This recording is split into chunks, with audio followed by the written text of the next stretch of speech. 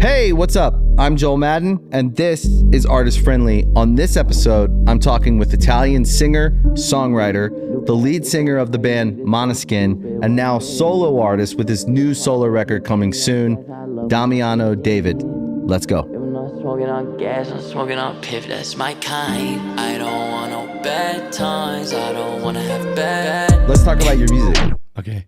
You dropped 2 songs, Born with a Broken Heart and Silver Lines, and you have more coming. Yeah. And then an album's coming? Yeah. Okay. When's the album coming? 25. Right. Somewhere in 25. Yeah. I feel that. Like somewhere in 25, when I feel like it's done, it'll be done. And when we're ready to drop it, we'll drop it. These things write themselves. Yeah. But But the record is done. But Okay. I want to give it time to come to life. Right. I think dropping songs the way you're doing it is the best way. That's how I want to do it. We made a record, and I keep telling everyone, we should just put one song at a time.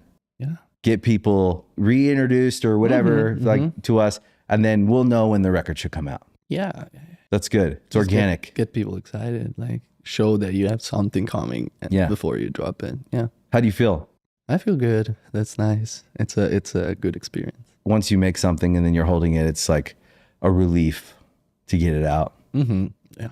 Definitely. Of the 2 songs you put out, is there one that you like the most or the most excited about? I like both for different reasons. I think Born with a Broken Heart, it's closer to than what the rest of the record is going to be. So it's more my sound, I would say. But that doesn't mean that Silver Lines is not my sound. It's just I'm more driven in that direction right now. Right.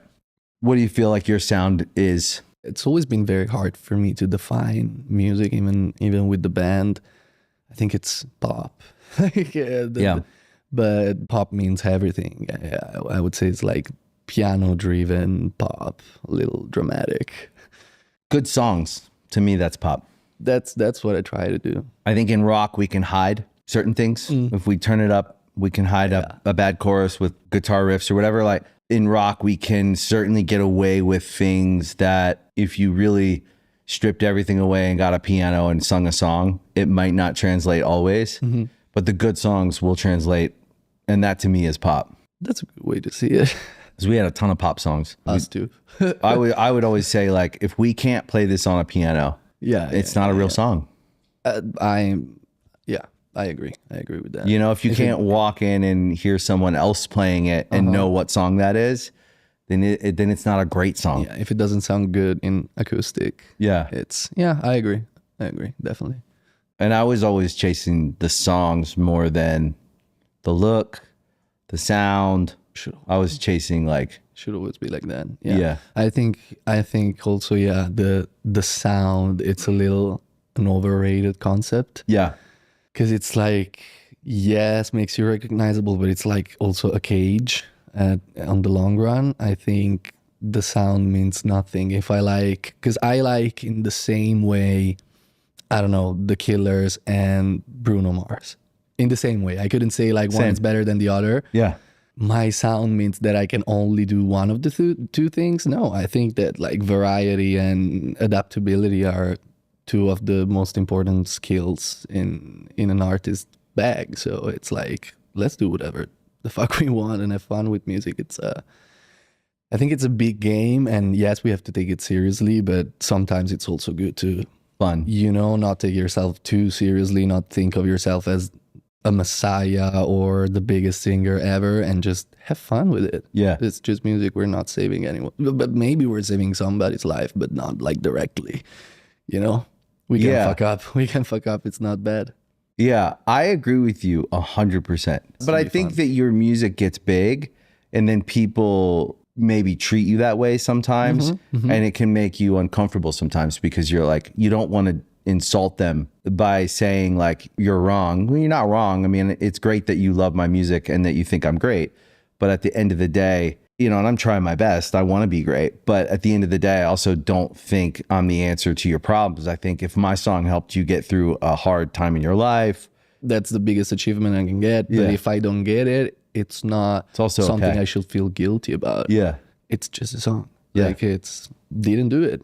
For you, then maybe for somebody else made it. Maybe my favorite song ever is going to be the last streamed of my whole career. Yeah. Is that really a problem? I don't think so. Yeah, it's okay. Yeah, as long as you do shit that you like and you're proud of, then the answer is like, of course it matters, because we always want people to love our music and love our stuff and relate with it. But at the same time, it's like, if I'm proud of it, this album didn't make it, I'll make another one, hopefully.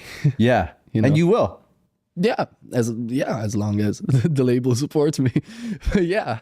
Even then, even so, even if you can make it for free, basically. So, yeah, you can make it. You can always make it, but that's why it'll likely always work if you're detached from the need of some result, and you just make something you like, and you appreciate the big wins when a song is like, wow, sure. You're like, that's cool.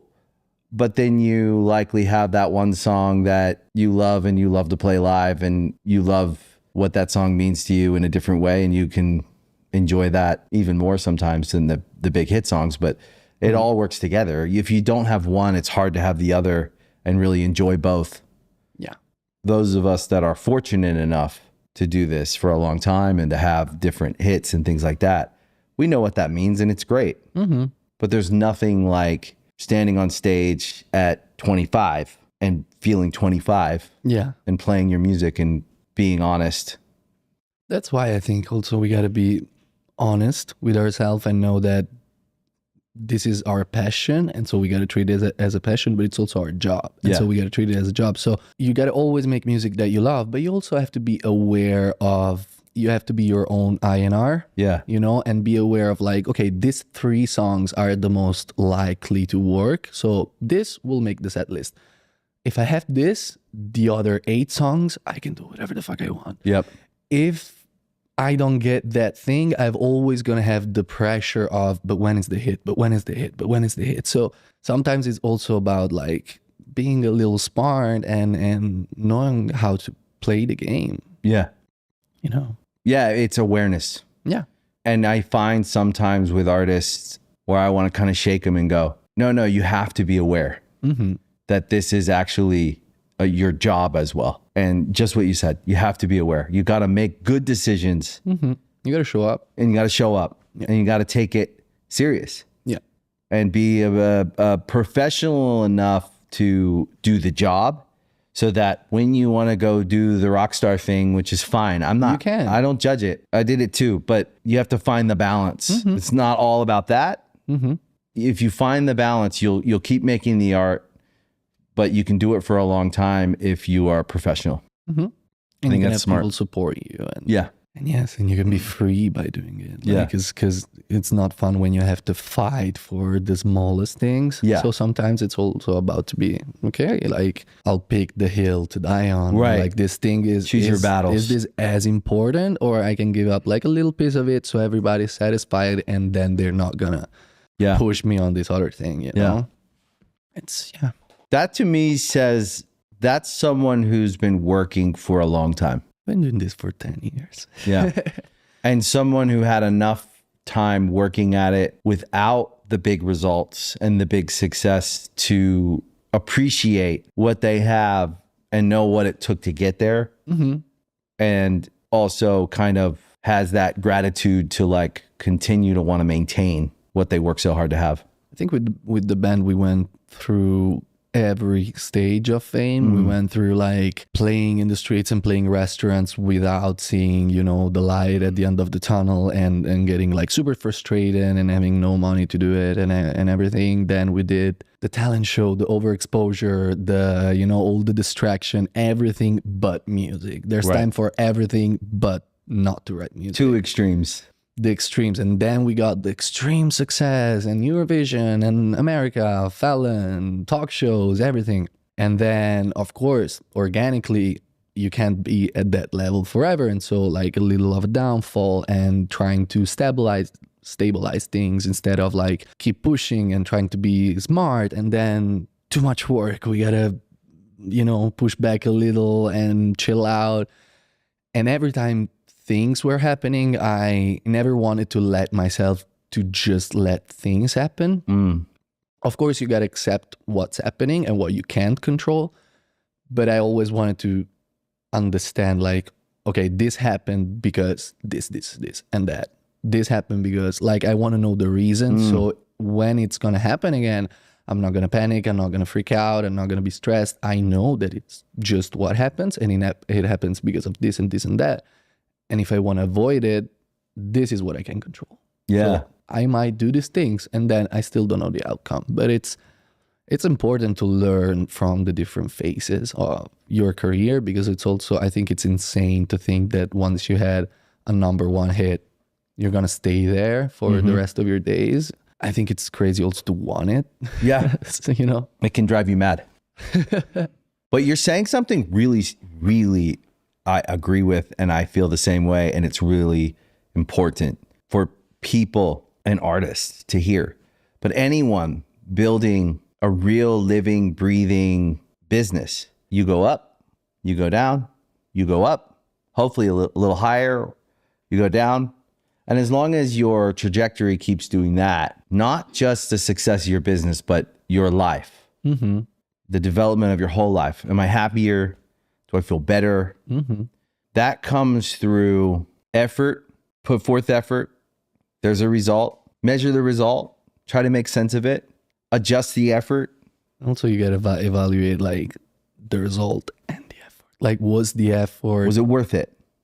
And then measure the whole way and find your true process in relationship to not just the results and the results you want, but also the feeling, the quality of your life. It all works together. And what I think people get sold on in music and in art as a business is there's only one or two ways you can win. This is how we measure it. And that's not actually true. Like, your music, you could argue, is over the last 5 years, let's say, today, more relevant than ever.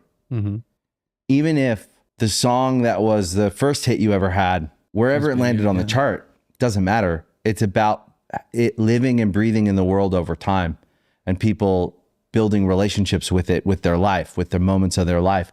So a song that you had, that maybe your first big hit, could be more relevant today because more people have related to it in certain moments of their life, whether it was a happy moment, a sad moment, and collectively it permeates out through the culture. And that's the whole point of putting the art out and letting it live. And whether in the first rendition of the first phase of its living in the world, it was a big hit song, it's going to continue to change.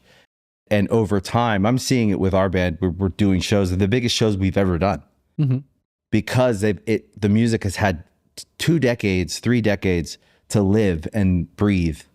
And also because, like, the people who listen to it, if it's very important, music, it's heritage. Like, I don't know, a fan of mine that now is 17, if they really like the song, when they're going to have kids, they're going to pass the music to the kids. It's like, it's really, it's culture, it's heritage. We're going to pass it if it's really important. That's why I think chasing the #1 spot, it's very dangerous and toxic. I think the best result that you can have, it's more weeks in like the top 50. Yeah, I agree. It's like consistency. It's like having a song out every 3 months, having an album out every 2.5 years, having shows, solding out your shows instead of doing arenas and doing 3 arenas because you have to do the event.